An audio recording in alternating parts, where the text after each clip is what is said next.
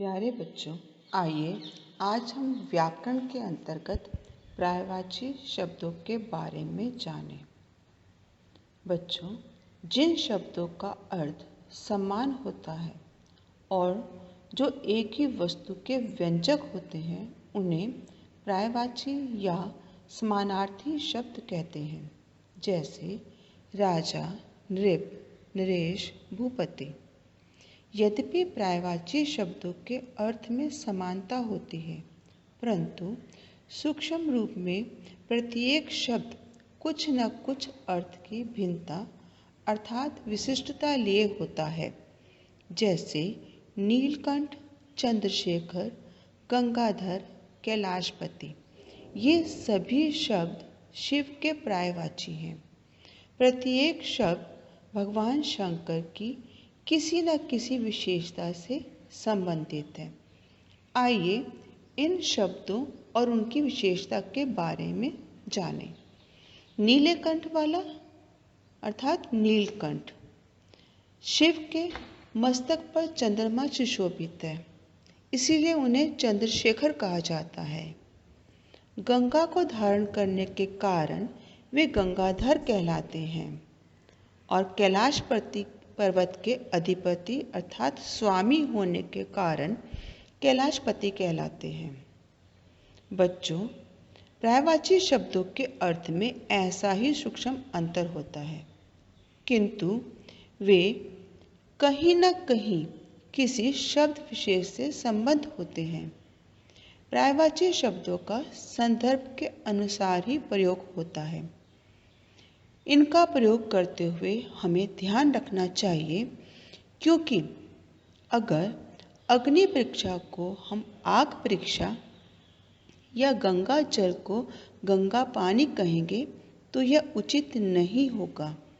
अतः हमें सोच समझकर ही पर्यायवाची शब्दों का प्रयोग करना चाहिए। आइए जानते हैं पर्यायवाची शब्द और उनके अंतर को। जैसे पत्ता शब्द के पर्यायवाची हैं पत्र, पर्ण, दल, पात, किसलय। ये सभी शब्द अलग अलग संदर्भों में प्रयोग किए जाते हैं। जैसे पान का पत्ता, भोज पत्र, पर्ण कुटी, पत्तों से बनी हुई कुटी, पर्ण कुटी, कुटिया जिसे हम कहते हैं। दल, तुलसी दल, तुलसी के पत्तों के लिए हम कहते हैं तुलसी दल।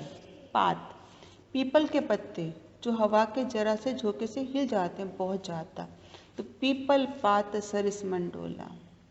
पीपल का पत्ता बहुत जल्दी और बहुत तेज़ी से हिलता है।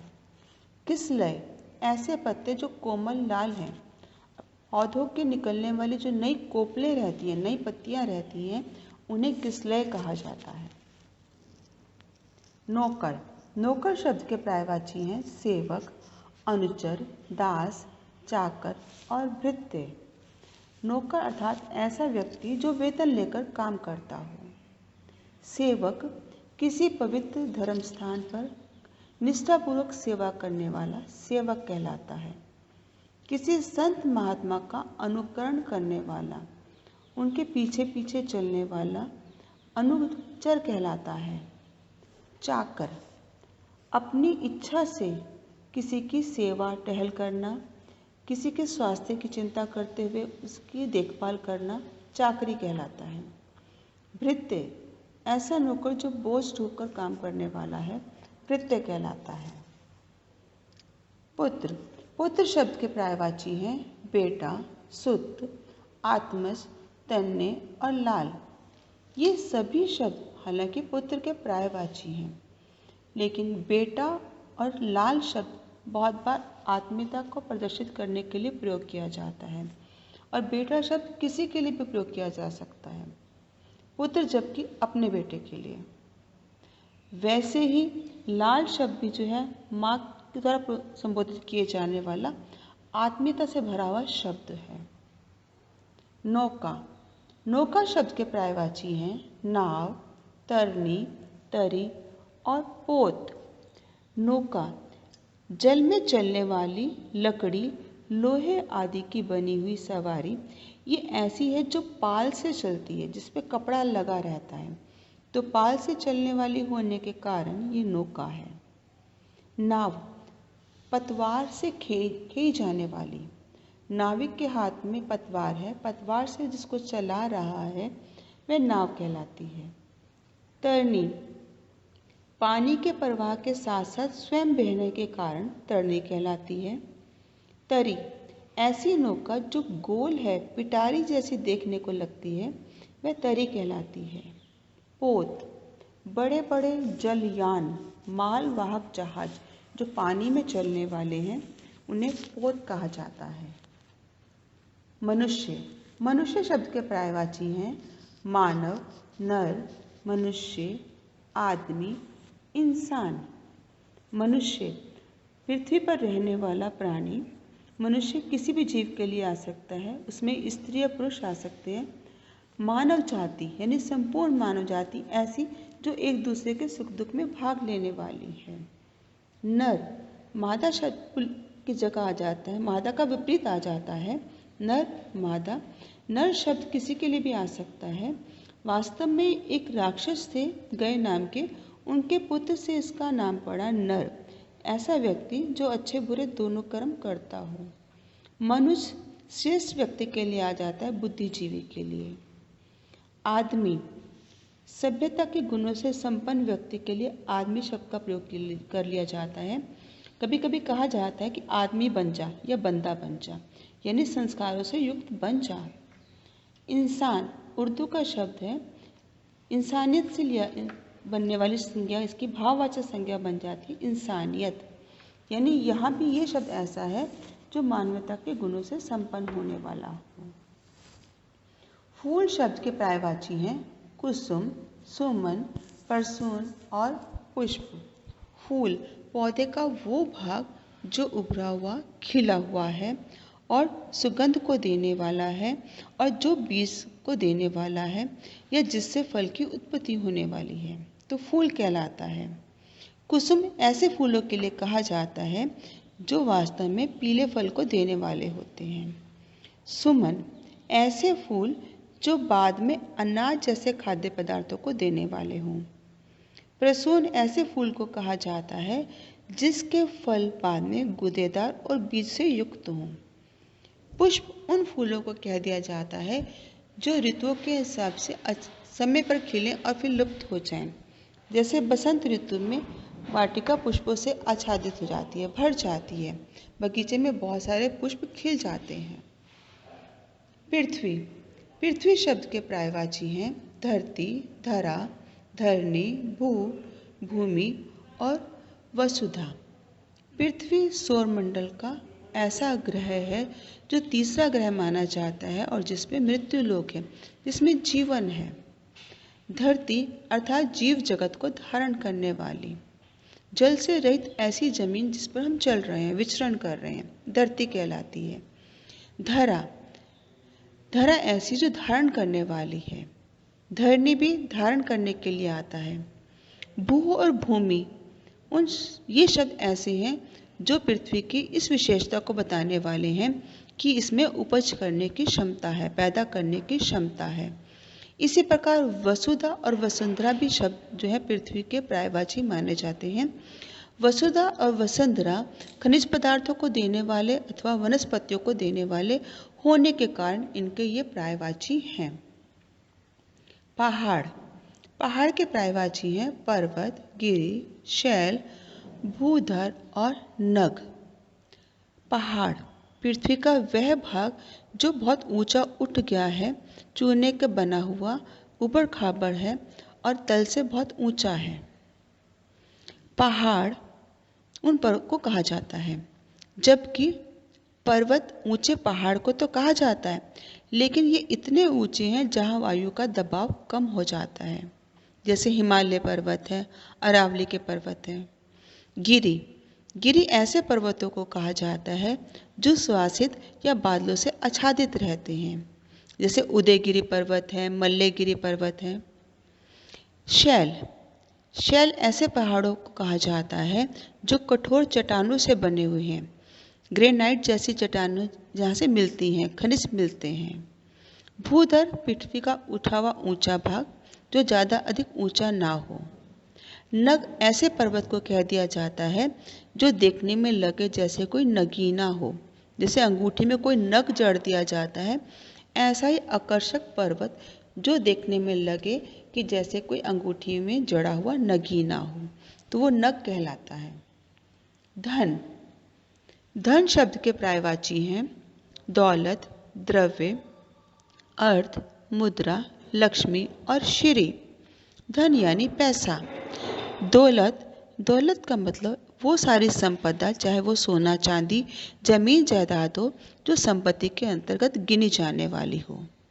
द्रव्य के अंतर्गत सोना चांदी आते हैं।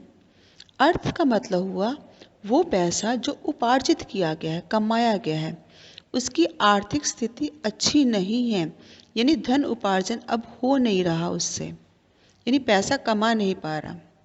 मुद्रा। मुद्रा धन का ही पर्यायवाची है, लेकिन ये सिक्के के लिए इस्तेमाल किया जाता है, जिसे हम करेंसी भी कह देते हैं। जैसे भारत की मुद्रा रुपया है। लक्ष्मी धन की देवी को कहा जाता है। जहाँ अपार धन संपदा हो तो कहते हैं धन की बारिश हो रही है, लक्ष्मी की अपार कृपा उस पर हो गई है, यानी अत्यधिक धन उसके पास है। श्री। ऐसा धन जो शुभ को, कल्याण को करने वाला हो। दूध। दूध शब्द के पर्यायवाची हैं दुग्ध, गोरस, पेय और क्षीर। दूध ऐसा तरल सफेद पदार्थ जो बहने वाला है, दूध कहलाता है। ये कुछ भी हो सकता है, जैसे पेड़ पौधे कोई हो, आग का पत्ता कोई हो जिसको हम तोड़ने पर कोई तरल पदार्थ वहाँ से निकलता है, तो हम कहते हैं जैसे इसका दूध सा बह गया हो। वो तरल पदार्थ जो सफ़ेद रंग का बहने वाला है, दूध कहलाता है। दुग्ध दूध का तत्सम शब्द है। गोरस गाय का दूध, गाय का दूध गोरस कहलाता है। पेय कोई भी स्वास्थ्य को देने वाला पेय पदार्थ, किसी का भी दूध, चाहे वो गाय का है, भैंस का है, बकरी का है, किसी का भी है, जो पीने के लिए अच्छा है और स्वास्थ्य को देने वाला है, वह पेय कहलाता है। क्षीर। क्षीर संस्कृत का शब्द है और दूध के लिए ही प्रयोग किया जाता है, लेकिन क्षीर शब्द का प्रयोग क्षीर सागर के साथ ही आता है। नदी। नदी के पर्यायवाची हैं सरिता, सलिला, तटनी और निर्झरी। नदी प्राकृतिक धारा ऐसी जो पहाड़ से निकलकर बहने वाली हो। सरिता नदी का वह रूप जो शांत भाव से बह रहा है, जिसमें किसी तरह का कोई शोर नहीं है। सलिला कठोर पहाड़ों से निकलकर बहने वाली नदी। तटनी ऐसी नदी जो अपने किनारे को तोड़कर बह रही हो, तेज प्रवाह के साथ बह रही हो। निर्झरनी ऐसी नदी जो झरने की तरह ऊपर पहाड़ से नीचे गिर रही हो। वृक्ष। वृक्ष शब्द के पर्यायवाची हैं पेड़, तरु, तरुवर, विपट, पादप और द्रुम। पेड़ ऐसा शाखाओं से भरा हुआ ऐसा पेड़ जिसकी लकड़ी उपयोग में लाई जाती हो, जैसे शीशम है, कीकर है। इनकी लकड़ी कठोर मजबूत होती है जो फर्नीचर के काम आती है। पेड़ ऐसा रूप पेड़ जो फलदार हो। तरु ऐसे वृक्ष या ऐसे पेड़ जो घनी छाया को देने वाले होते हैं, तरु कहलाते हैं। तरुवर ऐसे पेड़ जिनकी शाखाएं ऊपर इस तरह से फैल जाएं कि जैसे लगे कोई छतरी की तरह तन गए हों, यानी छतनार पेड़ तरुवर कहलाते हैं। विपट वनस्पतियों और औषधियों को देने वाले पेड़ विपट कहलाते हैं। पादप पर ऐसे पत्तोंदार जो ऑक्सीजन को देने वाले हैं, जिनकी पत्तियां हरी हैं लेकिन जिनकी शाखाएं भी कोमल मजबूत हैं, कोमल हैं, जैसे केले की रहती हैं। केले की शाखा आप टहनी देखेंगे वो भी हरी ही रहती है। द्रुम ऐसे पेड़ पौधों के समूह जो लताओं से युक्त रहते हों, द्रुम कहलाते हैं। लक्ष्मी।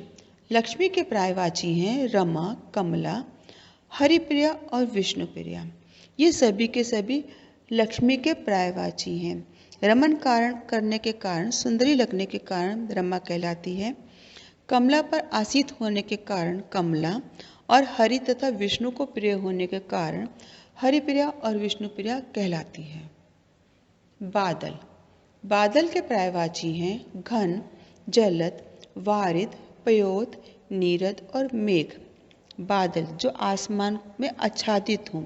पानी जब भाप बनकर ऊपर उठता है और बर्फ को फैल जाता है आसमान में और घना होकर जब वो बरसने वाला बन जाता है, ऐसा बादल घन कहलाता है।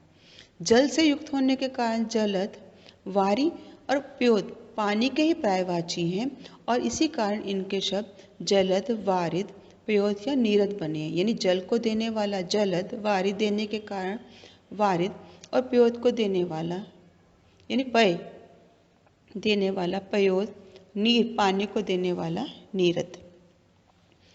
बिजली। बिजली शब्द के पर्यायवाची हैं चपला, तड़ित, विद्युत, चंचला और दामिनी। बिजली ऐसी जो आसमान में पल भर में चमककर कौंधकर फिर छिप जाए, जो स्थिर न रहे, चपला। तड़ित तेज बिजली की धारा ऐसी लगे जैसे ऊपर से नीचे की तरफ आ रही है। चंचला भी इसीलिए कहा गया है क्योंकि बिजली पल भर दिखाई देती है और कौंध जाती है। दामिनी घने काले बादलों में छिपी होने के कारण वो दामिनी कहलाती है। बंदर। बंदर के पर्यायवाची हैं मरकट, वानर, कपि और हरि। बंदर तद्भव शब्द है। घने बालों वाला लंगूर का पर्यायवाची होने के कारण इसे बंदर कहा गया है। लंगूर बंदर के लिए शब्द का प्रयोग किया जाता है। मरकट नर बंदर के लिए आता है जो वृक्षों पर रहने वाला है। वन में रहने के कारण इन्हें वानर कहा जाता है। वास्तव में वानर जाति हनुमान के पर्यायवाची के रूप में आई थी और इसलिए इन्हें वानर कहा गया था क्योंकि ये हनुमान के ही वंशज कहलाए थे। इसलिए इन्हें वानर जाति भी कहा जाता है वन में रहने के कारण। कपि बंदर का ऐसा रूप जो मानव युक्त लगता हो, ऐसा लगता हो जैसे मानव का रूप लिए हुए हो, जैसे कि गोरिल्ला कपि कहलाता है। हालांकि हनुमान को भी कपीश ही कहा गया है। हरि प्रभु का प्रिय होने के कारण इसे हरि कहा जाता है। बालक। बालक के पर्यायवाची हैं शावक, बच्चा, बाल और शिशु। बालक बड़ी उम्र का बच्चा। शावक किसी भी जीव के छोटे बच्चे को शावक कह दिया जाता है। खरगोश का शावक भी कहा जा सकता है। शेर के छोटे बच्चे को भी शावक कहा जाता है। बाल ऐसा बच्चा जो घुटनों के बल चलने वाला हो। शिशु ऐसा छोटा बालक जो अभी माँ की गोद में ही रहता हो। मित्र। मित्र के पर्यायवाची हैं दोस्त, सखा, सहचर और मीत। ऐसे दोस्त जो हमजोली हैं, सुख दुख में साथ देने वाले हैं, सहचर कहलाते हैं। मीत मन को अच्छा लगने के कारण वो मीत कहलाते हैं। शरीर। शरीर के पर्यायवाची हैं तन, देह, वपु, काया और गात। शरीर शरीर का संपूर्ण भाग यानी सिर से पैर तक के संपूर्ण अवयव शरीर कहलाते हैं। तन और देह ऊपरी काया को कहा जाता है। नवीन देह धारण करने के कारण शरीर को देह भी कहा गया है। मृत्यु के बाद मनुष्य नवीन देह को धारण करता है। वपु यानी वपु और काया ऐसे शब्द हैं जो बाहरी शरीर को बताने वाले हैं। जैसे व्यायाम करने के कारण उसने अपनी काया कल्प कर लिया, शरीर का ऊपरी परिवर्तन कर लिया। गात ऊपरी ढांचा, कोमल शरीर। फिर आता है शत्रु। शत्रु के पर्यायवाची हैं रिपु, वैरी, अरि और दुश्मन। शत्रु ऐसा व्यक्ति जो अमंगलकारी हो, जो नष्ट करने वाला हो, जो व्यक्ति का अहित करने वाला हो। वैरी ऐसा व्यक्ति जो मन में बुरे भाव रखता हो। अरि जो हर समय किसी के प्रति बदले की भावना रखता हो। दुश्मन हमारे बहुत सारे विकार भी हमारे दुश्मन कहलाते हैं, जैसे कि काम, क्रोध इत्यादि हैं। जो मन में बुरी प्रवृत्तियों को जन्म देने वाले होते हैं, उन्हें दुश्मन कहा जाता है। समुद्र, समुद्र के पर्यायवाची हैं सागर, रत्नाकर, सिंधु, जलधि, वारधि, व्योधि। रत्नों का भंडार होने के कारण इसे रत्नाकर कहा जाता है। जल, जलधि और वारधि, व्योधि ये सारे जल पानी के पर्यायवाची हैं। पानी को धारण करने के कारण ये जलधि, वारधि और व्योधि कहलाते हैं। संसार, संसार के पर्यायवाची हैं विश्व, जगत और दुनिया। रवि, रवि के पर्यायवाची हैं दिनकर, भास्कर, आदित्य, भानु और सूरज। सौर जगत का सबसे बड़ा और ज्वलंत तारा रवि दिन में प्रकाश करने के कारण दिनकर तथा शानदार प्रकाशित होने के कारण इसे भास्कर कहा जाता है। स्वर्ग के देवताओं के अधिपति होने के कारण आदित्य तथा परम तेजोमय प्रकाश से युक्त होने के कारण भानु और सब तरफ प्रकाश विकीर्ण करने के कारण सूरज कहलाता है। सोना, सोना शब्द के पर्यायवाची हैं स्वर्ण, कनक, कंचन, कुंदन और हेम। सोना एक बहुमूल्य पीले वर्ण की धातु है। मुद्रा रूप धारण करने के कारण यह स्वर्ण कहलाती है। संस्कृत में इसका नाम कनक है। कंचन बरसना मुहावरा यानी बहुत अधिक धन बरसना, बहुत अधिक सोना बरसना, अपार धन संपदा मिलना, कंचन बरसना। कुंदन, आग में तपने के कारण सोना कुंदन बन जाता है अर्थात शुद्ध हो जाता है, और जब इसके गहने बनाए जाएं तब ये हेम कहलाता है, यानी ऐसा सोना जिसमें गहने गढ़े जा सके, बनाए जा सके, उसका हेम रूप बन जाता है। सींग, सींग शब्द के पर्यायवाची हैं शेर, हरि, केसरी, वनराज तथा मृगपति। सिंह एक हिंसक जानवर है, जंगलों में रहने वाला है। विष्णु का प्रिय होने के कारण यह हरि कहलाया। जब नरहरि सिंह ने विष्णु रूप ने सिंह का रूप धारण किया था। गर्दन पर अत्यधिक बाल होने के कारण इसे केसरी भी कहा जाता है।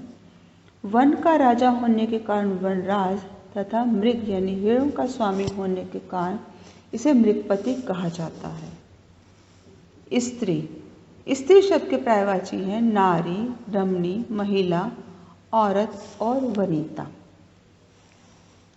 स्त्री का विलोम है पुरुष। पुरुष के साथ शब्द लगकर आता है स्त्री और नर के साथ नारी, आदमी के साथ औरत। शब्दों का विलोम अथवा लिंग लिखते समय इन दोनों शब्दों को आपस में ध्यान में रखा जाता है। वयस्क स्त्री के लिए नारी शब्द का प्रयोग किया जाता है। नारी मुक्ति आंदोलन, अगर हम शब्द का प्रयोग कर रहे हैं तो यह मुक्ति आंदोलन के साथ नारी शब्द का प्रयोग उचित रहता है। यहाँ औरत मुक्ति आंदोलन या रमणी मुक्ति आंदोलन का प्रयोग नहीं किया जा सकता। सुंदर स्त्री के लिए रमणी शब्द का प्रयोग किया जाता है और स्त्री के लिए आदर सूचक शब्द महिला कहलाता है। औरत पत्नी का अरबी भाषा शब्द है। किसी के प्रति अनुरक्त रहने वाली स्त्री वनिता कहलाती है। हाथ, हाथ के पर्यायवाची हैं कर, पानी और हस्त। हाथ यानी हाथों हाथ बिक जाना, अगर हम वाक्य प्रयोग कर रहे हैं, या करो कर बिक जाना उचित नहीं, एक हाथ से दूसरे हाथ में चीज जाने वाले। कर कमल, किसी के हाथों को सुंदर बताना हो, कमल से उसकी उपमा की जानी हो तो प्रयोग किया जाता है कर कमल, यानी उसके हाथ ऐसे जैसे कमल के समान। विवाह के समय जब वधू का हाथ वर को दिया जाता है तो वहाँ पानी ग्रहण शब्द का प्रयोग किया जाता है।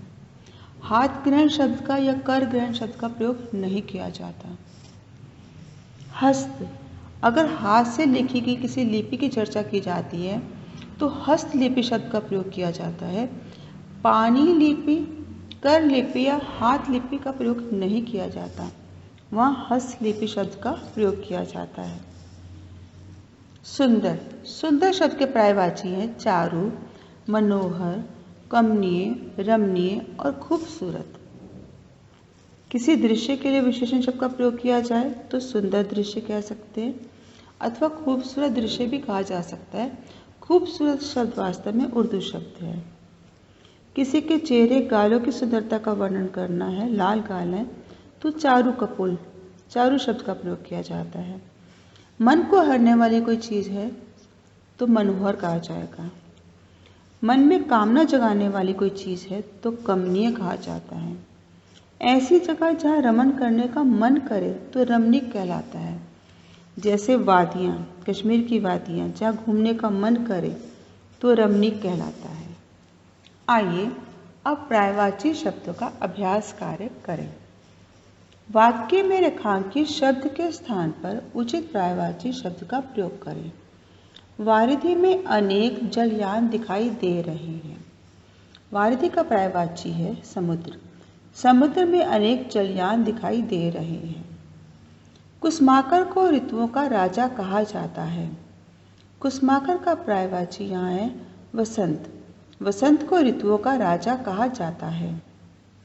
मदर टेरेसा के मरण पर सारा विश्व शोक संतप्त था। यह मरण के स्थान पर प्रयोग होगा निधन। मदर टेरेसा के निधन पर सारा विश्व शोक संतप्त था। धात्री और जन्मभूमि स्वर्ग से भी महान है। धात्री का पर्यायवाची होगा जननी। जननी और जन्मभूमि स्वर्ग से भी महान है। मरकट। मरकट क्या जाने अदरक का स्वाद। मरकट का पर्यायवाची बंदर। बंदर क्या जाने अदरक का स्वाद। अब्राहम लिंकन ने भृत्य प्रथा को बंद करवाया। भृत्य का पर्यायवाची यहाँ होगा दास। यहाँ सेवक या नौकर का प्रयोग अनुचित है। अब्राहम लिंकन ने दास प्रथा को बंद करवाया। यमुना तटनी का जल श्यामल होता है। श्यामल यानी सांवले रंग का। यहाँ तटनी का पर्यायवाची है नदी। यमुना नदी का जल श्यामल होता है। अभ्यास कार्य 2। कोष्टक में दिए गए शब्दों के उचित पर्यायवाची शब्दों से रिक्त स्थान भरें। डैश होते ही सभी पक्षी अपने अपने घरों में चले जाते हैं। विभावरी का पर्यायवाची है रात। रात होते ही सभी पक्षी अपने अपने घोंसलों में चले जाते हैं। घने मैदानों में डैश चमक रही थी। तड़ित। तड़ित का पर्यायवाची बिजली। घने बादलों में बिजली चमक रही थी। डैश शिशुओं के लिए उत्तम आहार है। क्षीर का पर्यायवाची है दूध। दूध शिशुओं के लिए उत्तम आहार है। गली में मदारी डैश का तमाशा दिखा रहा था। कपी का पर्यायवाची है बंदर। गली में मदारी बंदर का तमाशा दिखा रहा था। रत्नों का भंडार होने के कारण समुद्र को डैश भी कहते हैं। सिंधु का पर्यायवाची यहाँ रत्नाकर यानी रत्नों का भंडार। रत्नों का भंडार होने के कारण समुद्र को रत्नाकर भी कहते हैं। बाढ़ में बड़े बड़े डैश गिर जाते हैं जबकि लघु डैश नहीं। पिपट।